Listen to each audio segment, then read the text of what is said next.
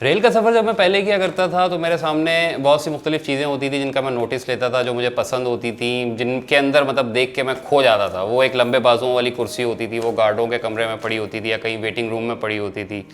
लाल uniform वाले कुली होते थे और प्लेटफॉर्म, पुरानी इमारतें, बहुत सब कुछ मतलब उस पर देखने को मिलता था। एक किताब आई उसके बाद, रेल की सीटी। अब जब वो किताब मैंने पढ़ी तो उसके बाद से ये हुआ है कि मेरा रेल का सफ़र पहले जैसा नहीं रहा। मतलब अब ना वो कुर्सियाँ मुझे कुछ ज़्यादा फैसिनेट करती हैं, ना वो खुली गरीब जो हैं वो मुझे पसंद आते हैं। वो अब तो वैसे भी उनकी शायद सब्ज़ यूनिफॉर्म हो गई है। कुछ और नहीं होता, बस वो दिमाग में वो रेल की सीटी जो है ना वो गूंज रही होती है। उस किताब में क्या था कि उसमें मुख्तलिफ़ कहानियाँ थी मुख्तलिफ़ स्टेशंस की।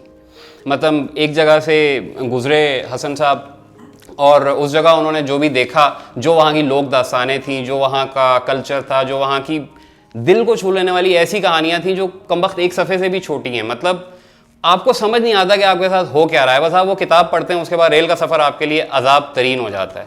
हसन भाई अस्सलाम वालेकुम। जी वालेकुम अस्सलाम। कैसे हैं आप? खैरियत से हैं? ठीक जी, ठाक मैं हैं? खैरियत। मुझे ये बताइए, जिन दिनों आपने रेल की सीटी लिखी उन दिनों आप फ़ौज में थे और आप काफ़ी मसरूफ़ भी थे, स्टाफ कॉलेज थे गालिबन आप, तो टाइम कैसे मैनेज करते थे? अच्छा, टाइम की मैनेजमेंट तो आपने थोड़ी बहुत तो देख ली होगी। स्टाफ कॉलेज को फ़ौज का जो एक पूरा निज़ाम है उसमें एक इल्हामी हैसियत हासिल है। ये कहा जाता है बाज़ाब्ता तौर पे कि अगर आप को बुलावा वहाँ से आएगा तो आप जाएंगे। इस तरह की बातें आमतौर पे लोग कहते हैं कि अगर आपका बुलावा आएगा तो आप स्टाफ कॉलेज करने जाएंगे। बहरहाल मतलब कुछ लोगों को वो मेरा ख्याल है कोर्स करने के लिए लेते हैं, कुछ को कोर्स करवाने के लिए लेते हैं। तो बुलावा आ गया, वो किसी तरह बुलावा आ गया था। और जब और स्टाफ कॉलेज का एक बड़ा वो जिस तरह है ना कि परंपरा, प्रतिष्ठित और अनुशासन टाइप, वो गुरुकुल टाइप जगह है कोई। और वहाँ बहुत लगे बंधे उसूल हैं और आप उन उसूलों और वो आपको बिल्कुल वो आपको इंटीग्रेट करते हैं आपके अंदर ताकि आपकी बिल्कुल फितरत सानिया बन जाए। जैसे ये मेरा ख्याल है कि पिछले 40, 50, 60 सालों से ये है कि 3 बजे से लेके 5 बजे के दौरान स्टाफ कॉलेज में कोई किसी के घर फ़ोन नहीं करता। अच्छा। लोग आराम कर रहे होते हैं, कोई किसी को तंग नहीं करता। और सुबह 7, सवा 7 बजते हैं तो अफसर जो हैं वो अपनी गाड़ियों में या मतलब स्टाफ कॉलेज की जो मेन बिल्डिंग है उस तरफ जा रहे होते हैं और ये बता रहे होते हैं एक दूसरे को कि यार फलाना पुग गया है, फलाना रह गया है। ये पुग गया और रह गया क्या होता है, ये भी बीच में ही हो जाए। लाइक ये इस तरह इसकी ये एक कहानी है कि जो लोग स्टाफ कॉलेज में बहुत अच्छा करते हैं और इवेंचुअली बहुत आगे जाते हैं, उनके बारे में होता है कि भाई ये पुग गया, माना पुग गया, ठीक है। और वो जो लोग नहीं कर पाते या जिनको थोड़ी देर लगती है करने में या जो बिल्कुल हमारी तरह के होते हैं, उनको कहते हैं कि वो रह गए, ठीक है, राइट। तो ऐसे मतलब बड़ा लगा बंधा सिस्टम है। आप 7, सवा 7 के बीच में चले जाएंगे, आप 1:20 टाइप पे छुट्टी हो जाएगी, आप वापस आएंगे 2 बजे तक वर्दी उतार के खाना वाना खा लेंगे, घड़ी की सुइयों बिल्कुल घड़ी की सुइयों के टिक टिक। और 3 बजे आराम का वक्त है, कैलूला फरमा रहे हैं। और उसके बाद 5 बजे आप उठते हैं, 5:30 बजे तक बच्चों को देखते हैं और फिर उसके बाद पढ़ाई शुरू हो जाती है, जो दिन में पढ़ा है या जो कल होना है वो। और इसमें फिर एक पूरा सर्कल चलता है। जुमे वाले दिन इसमें थोड़ी सी ब्रेक आती है। अच्छा। तो स्टाफ कॉलेज के जो लोग हैं वो जुमे वाले दिन मतलब आते हैं, अपने बच्चों को जिंदा हालत में देखते हैं, ठीक है, कि ये कैसे चलते हैं, कैसे फिरते हैं। उसके बाद जुमे की रात अपने बच्चों को लेके कहीं खाने वाने पे चले जाते हैं जो स्टाफ कॉलेज के अंदर बने हुए हैं, या कोयटा छावनी को देखते हैं। मतलब वो रिलैक्सेशन पीरियड होता है, उस दिन कोई किताबों की तरफ नहीं जाता। और फिर हफ्ते का दिन आहिस्ता आहिस्ता किताबें अपनी तरफ बुलाना शुरू कर देती हैं और इतवार को दोबारा लोग पढ़ना शुरू हो जाते हैं और उसी निज़ाम का हिस्सा बन जाते हैं। तो अब रेल की सीटी इसमें ऐसे फिट हुई कि जब मैं स्टाफ कॉलेज करने पहुंचा तो मैं ऑलरेडी इसके 2 या 3 एपिसोड लिख चुका था। दुरुस्त। अब मैं ये सोचता था कि मैं इसको लपेट के रख दूँ या मैं इसको कंटिन्यू करूँ। तो मैंने देखा कि थोड़ा सा आगे चल के देखते हैं, अगर ये हो गया तो ठीक है, वरना खुदा हाफिज़ कह देंगे, कोई ऐसा तो है नहीं। वो फिर मैं जुमे वाले दिन जो था वो एक सिर्फ मैं जुमे वाले दिन जब मैं आके ये सारे रिचुअल्स कर लेता था तो फिर मैं लिखना और इस पर काम करना शुरू कर देता था। और फिर मैं सैटरडे नाइट तक जो है इसका उर्दू ड्राफ्ट कंप्लीट कर लेता। अच्छा। और जो बाकी 2 ड्राफ्ट थे उनका भी जिक्र ज़रूरी है, क्योंकि मतलब हमने देखने वाले को ये बताना है कि जो वीकेंड मतलब एक छोटा सा मस्कीन सा वीकेंड होता था उसको भी एक बेचारा फौजी किस तरह कुर्बान कर देता था, वो किस्सा सुनने का है जी।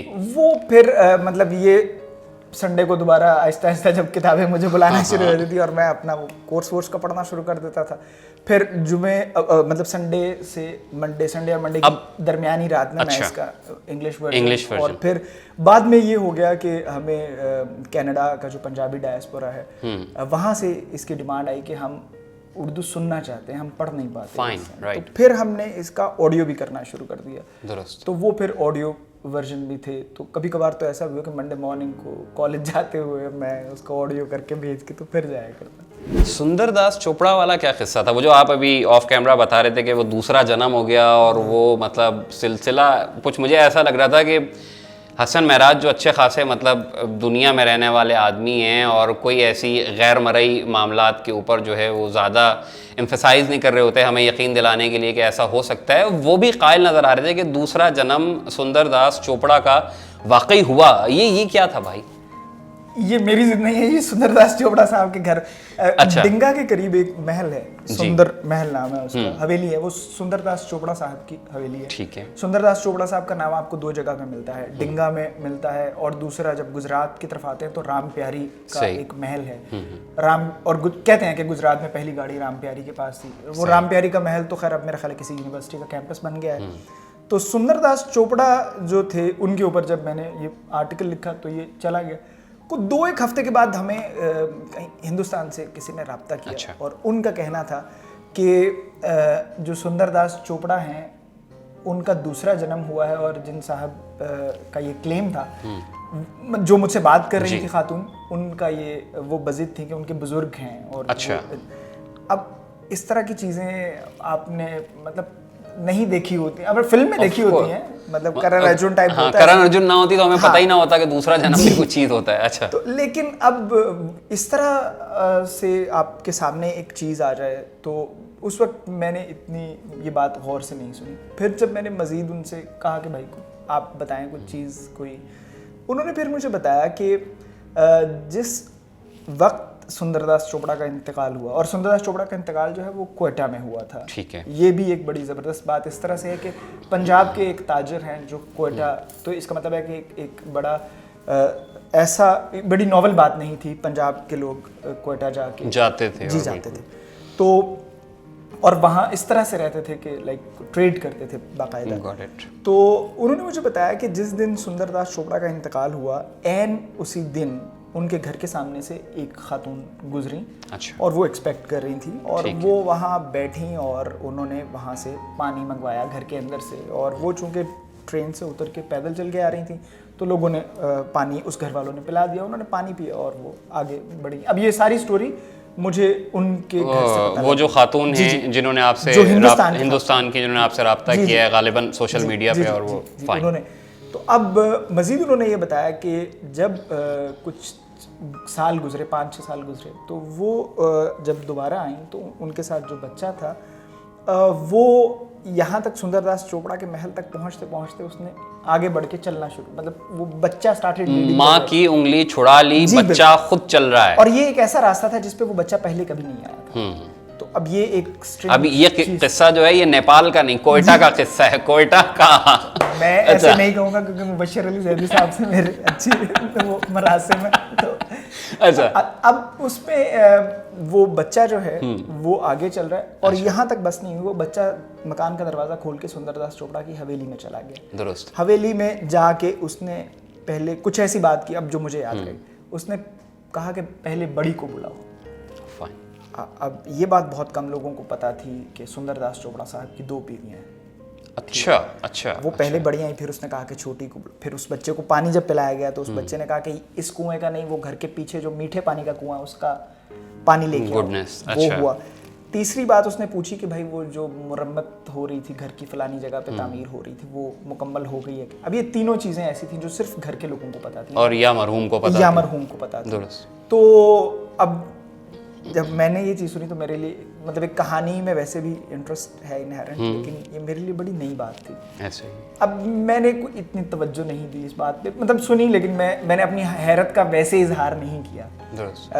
तो फिर जब कुछ अरसा गुजर गया तो उनकी तरफ से बाकायदा ये इसरार रहने लग पड़ा। अच्छा। तो अब ये बड़ी एक वो बात है कि वो इवेंचुअली मुझे बाद में पता लगा कि इवेंचुअली वो जो साहिब थे सुंदरदास चोपड़ा का, जो अपने आप को दूसरा जन्म जो कहते हैं, वो देहरादून में होते हैं। अच्छा, वो हयात हैं। जी, वो हयात है। फिर उस खातून ने कोयटा से गज़ट वगैरह मंगवाने की कोशिश की कि कोयटा के जो गज़ट होते थे, क्योंकि सुंदरदास चोपड़ा साहब इतने बड़े ताजिर थे कि उनका इंतकाल हुआ तो वो गज़ट में नोटिफिकेशन टाइप इस तरह का हुआ होगा। पहले जो गज़ट बना करते थे, डिस्ट्रिक्ट गज़ट, सो उसमें फिर अभी मुझे बताया उन्होंने कि उन्होंने जो एक किताब है बाकायदा तहकीक के साथ वो शाया कर दी है।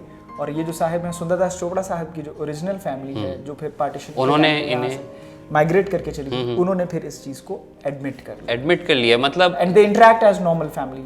वाह, यानी सुंदरदास चोपड़ा का जो दूसरा जन्म है वो उनकी फैमिली जो है वो एक्नॉलेज कर चुकी है कि हाँ ये हमारे बुजुर्गवार थे। और साथ में ये भी कि मतलब वो जो किताब बाकायदा एक तहकीक पूरी उस दूसरे जन्म पे आ गई। तो ये बहरहाल मैं कोशिश करूँगा अगर मुझे उस किताब का टाइटल वगैरह मिलता है तो वो भी मैं इसमें शामिल करूँ वीडियो में। तो ये मतलब रेल की सीटी का एक ऐसा ड्रामाई फीडबैक था जो मैं दिली तौर पे चाह रहा था कि वो आप लोगों के साथ मैं मतलब वो शेयर कर सकूं। और हसन भाई, एक और वाक़या भी आपने अभी सुनाया था, बहुत ही वो जज्बाती सा, वो पहाड़ों की गूंज वाला, वो क्या था? वो भी इसी रेल की सीटी से रिलेटेड था? वो रेल की सीटी से वो नहीं है, वो रेल की सीटी से रिलेटेड नहीं है। एक प्रोजेक्ट है, प्रोजेक्ट दास्तान। अच्छा।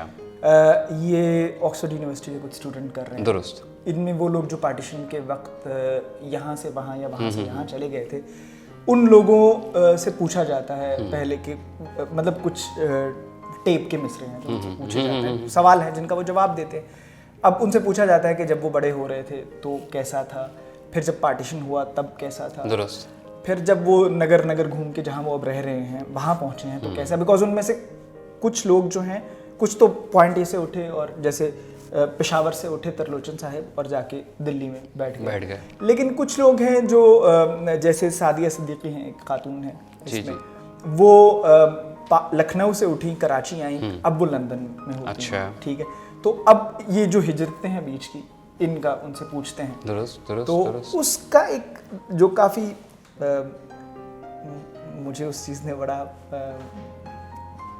हैरान या परेशान, पता नहीं, मुझे नहीं पता कि उसके लिए एग्जैक्ट सेंटिमेंट्स क्या है, लेकिन अटक के करीब एक जगह है जंड, और वहाँ एक छोटा इलाका है बेला, वहाँ से ताल्लुक़ रखते हैं ईशर दास साहब।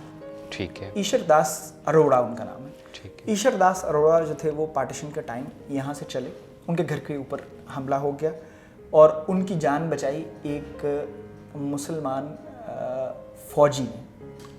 फौजी ने ईशर दास की पार्टीशन के वक्त जान बचाई, क्योंकि वो उनके मकान पे भी हमला मकामी लोगों ने किया। इनका वो किराने की दुकान थी, वहाँ से वो निकले और उस लड़के ने पूरी रात उनकी 2 रातें उनकी हिफाजत की, and then they went back. अब जब हम इंटरव्यू में सवाल पूछ रहे थे तो हम ईशर दास से पूछते हैं कि ईशर दास साहब, आप बचपन में क्या किया करते थे? अच्छा। तो ईशर दास साहब बात करते करते बताते हैं कि जहाँ हम रहते थे वहाँ पे पहाड़ियाँ हुआ करती थी और पहाड़ियों में एको होती थी, और हम जाके बात किया करते थे कि दंदी तेरी माँ मरे के प्यो, और ये बारी बारी हम पूछा करते तो थे। वो एको जब आती है तो वो एको बेसिकली आखिरी लफ्ज़ की होती है, तो वो प्यो की एको होती है। अच्छा। और फिर कोई लड़का कहता था कि दंदी तेरा प्यो मरे के माँ, अच्छा। तो वो माँ एको होती थी। तो अब हमने ये सवाल कहीं इंटरव्यू के बिल्कुल दरमियान में पूछा, उसके बाद पूरा पार्टीशन का किस्सा किया, फिर उनसे पूछा कि अब वो कहाँ हैं और कैसे महसूस करते हैं, और अब इतना वक्त गुजर गया है, और वो सारी। अब हम आखिरी सवाल जब कर रहे थे, उस सवाल में जब उनसे पूछा गया कि अगर आपको वापस जाना पड़े तो आप वापस जाके क्या करेंगे, तो ईशर दास साहब ने बिल्कुल रुके बगैर कहा कि मैं वापस वहीं जाऊंगा और फिर पूछूंगा कि दंदी तेरी माँ मरे के प्यो। तो अब जब उन्होंने ये पूरी बात कर दी तो फिर वो इसके बाद रोना शुरू हो गई। तो अभी जो भी एक इस हिस्से या इस पूरे एक पॉलिटिकल इवेंट है जिसकी जाहिर है हमारी आज की शाम तक एक मैनिफेस्टेशन है। हम यहाँ इसलिए बैठे हैं, बहुत से लोगों का ख्याल है हम यहाँ सिर्फ इसलिए बैठे हैं कि पार्टीशन जो है हो गया। बहुत से लोगों का ख्याल है मतलब वो अच्छा हुआ बुरा हुआ, होना चाहिए था नहीं होना चाहिए था, वो एक अलग बहस से कते नज़र। और इसके बाद वो रोना शुरू उन्होंने कर दिया। तो अब जब आप हाइंडसाइट में देखते हैं, ठीक, सन 47 में जो भी हुआ, अच्छा हुआ बुरा हुआ, सुर्ख झंडे, सब्ज झंडे, ज़ाफ़रानी झंडे, इस सब से कते नज़र एक शख्स की इंतहाई ज़ाती ज़िंदगी में जो उसके एहसासात की जागीर है, उस पे इस एक सियासी वाक़ये ने, जिस सियासी वाक़ये से वो जुड़ा भी नहीं था, मतलब किसी ने ईश्वर दास अरोड़ा से नहीं पूछा था कि भाई तुम बताओ पाकिस्तान बनना चाहिए या नहीं बनना चाहिए। Exactly. उसे तो तब पता लगा जब उसकी दुकान पे हमला हो। ठीक है, वो बंदा अब अपनी ज़िंदगी के आखिरी हिस्से में है, बकौल जो हमारे जिस तरह बुजुर्ग कहते हैं बगले जहान की तैयारी, उसे अभी तक उसमें और उसकी दुनिया की तमाम ख्वाहिशात पूरी हो चुकी, कोई उसको मटेरियल गेन नहीं रहा। वो जो चीज़ अभी भी उसको तंग कर रही है वो ये है कि मुझे उस पहाड़ पे वापस जाके ये पूछना है, दंदी दंदी तेरी माँ मरे के प्यो। तो ये एक बड़ा टचिंग मामला है। कोई शक नहीं। ये पहले भी सुनते हुए सेंटिमेंटल हो गया था मैं, और आप खुद भी हो गए थे, तो अभी दूसरी बार है और दूसरी बार भी यही हालात हैं। इंडिपेंडेंट उर्दू की तरफ से आप सबका बहुत शुक्रिया। Thank you so much Hasan भाई, आप तशरीफ लाए, बहुत शुक्रिया।